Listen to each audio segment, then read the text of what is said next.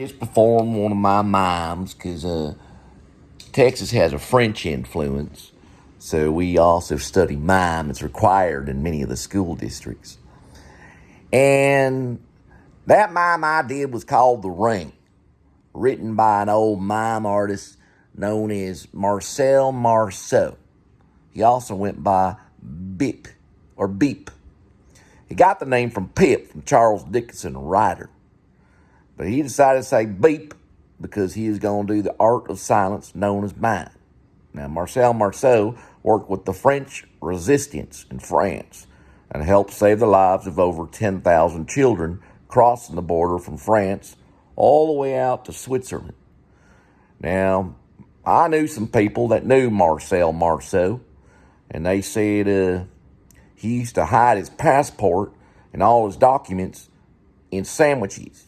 And they put the sandwiches in picnic baskets. So when the Nazis would pull up on them, they'd never look through all the sandwiches to get the documents. And they got themselves across the border all the way into probably pretty much Switzerland or Austria or probably Switzerland. Now, later on, after the Holocaust and after 1945, when the war ended, all the parents that were looking for them kids went to Switzerland. And they got their passports in their hands or whatever documents they had. And that's how they found their children back. Because sometimes they can get those kids back to like 10 years. Then they go, look, I got my passport. My last name's Cohen. And then they get all the kids' names that were Cohen. And they go, that's him right there, Charlie. Anyway, Marcel Marceau saved a lot of lives doing this by crossing the mountains. He also invented a character named Beep, which was basically the art of silence clown. So when Marcel Marceau would go up on stage as a clown or as a mime, he'd go up there silent. And after the war, he did more research on mime and began to study it and perfect it to show everybody, look how I can move. I'm all alive and pretty. He did that till pretty much the day he died. And I saw him perform at Hunter's College up there in Texas. Me and a chick named Rhiannon went up there, we bought some tickets, and we saw Marcel Marceau perform in his 70s. He was probably in his mid-70s doing back bends and doing back flips and jumping around, ice skating and stuff that wasn't even there. Don't even know how a 70-year-old could do that, but he did it. No, he didn't do any backflips, but he did bend over and stuff like that and do all the mime stuff and everything. And we were just like, wow, this old man, he's geriatric. He's out there doing more stuff than what I could do. He had lots of energy. We saw him at Hunter College, and they went and dedicated a day in New York City to Mime Day. It was called the Mime Day. And they gave him a big thing of flowers, and everybody cheered, and everybody was happy because Marcel Marceau was the only great mime in New York City at that time. Now, there are other mimes out there. There's a mime running around named Grega. He came from California. And there's a mime named Nick Johnson. He's out in Chicago. He does mime too. They got all kinds of mimes. There's a real good mime named Stefan way out there in, where is he at? He's up there in Eastern Europe or something, somewhere where it's real cold. Now, there's also a mime here in Texas. His name's Johnny Simons. And he actually introduced me to mime, but really, I was introduced to mime on Sesame Street. But Johnny broke it down and told him, well, if you're going to do mime, you got to understand Antonin de Creux, who was this French guy. Some say he was French-Canadian, but he was a French guy out in France or something, and he was real weird, and he did all this weird positioning and stuff. He invented something called de Creux. Well, there's a credit card company. And he invented it, and he was the one that was the first mime guy, whatever. He started doing weird things with his body, and he was a labor worker. He worked on bricks, like, building bricks on, like in a house or whatever, like a building, like, probably rebuilding parts of France or England or something. But he was a bricklayer. And he started this whole company of mimes. Well, Marcel Marceau was real interested and started studying with him and continued studying, but was interrupted because the Nazis invaded France. And that's when he went off and saved all the kids. Then he went back to the crew and learned more mime, which is basically like dance. And then he developed a character, which was known as beep.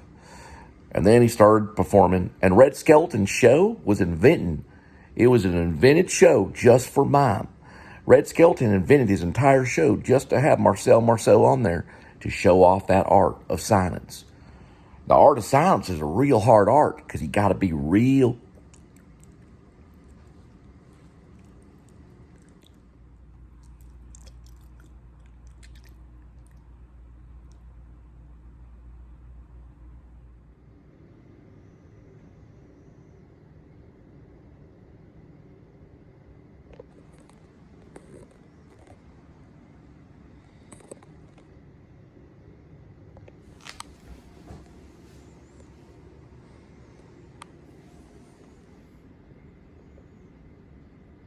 So we were just informed by Edelweiss that Linda can no longer work there because I spoke of dictatorship in World War II.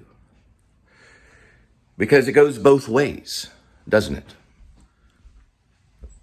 So he's no longer a dictator. I'm getting dressed. What exactly did the man say? Get dressed. Shut the door. Get that damn shit What did he out of say? my face. It's not on your face. What did he say? Excuse me. Wait your turn. What did he say? What did the man say? What did he say? What's the man's name? I don't remember. What is his name? He has a weird name. I don't know. He's from Albania? Yeah. Well, he's going back to Albania. He's an illegal citizen. He has no right to have ownership of any type of business in the state of Texas if you're not a legal citizen. I want to get my one last So he will go back No, don't hurt his because he's feelings. taking too much money from Texans. Okay. Because if you do it illegally, you can take a fortune. He'll be going back to Albania tomorrow. And just to let you know, my credit score is 851, and I'm proud of it. So he fired you over a YouTube show? Over YouTube? Yeah. What? You can't, he's got photo things and there. People take photos, and Lou Diamond Phillips took a photo in there. Tom Cruise may have been in there and took a photo. The other guy, they got that thing that you put your neck on and take a photo on. A little plastic, or it's not plastic, it's made out of wood. You put your head there and you take a selfie. Why would he care? So the guy was a pianist that worked with Lou Diamond Phillips and he fired you over all that? Why would he even care? Why would he care? She got fired because I filmed the piano player and asked him a question. And then he comes up to me and gets in my 6 foot and tries to get in my face and goes, "Do you have special permission?" My answer to you is F-U-C-K, brother. There's my permission. I'm not talking anything, okay? Who cares? Guy at a German restaurant. It's really cool to look at. I thought it was a good idea. Yeah. So you're pregnant? No, I'm not pregnant. I don't know. I'm just smelling bug spray. I don't know why. What's the cat? Raising Cane's, Westworth Village. Going to come and interview Monday, October 3rd. I'm going to have to do it, sweetie. From the work farm. Oh yeah. Well, I really don't know, Doc.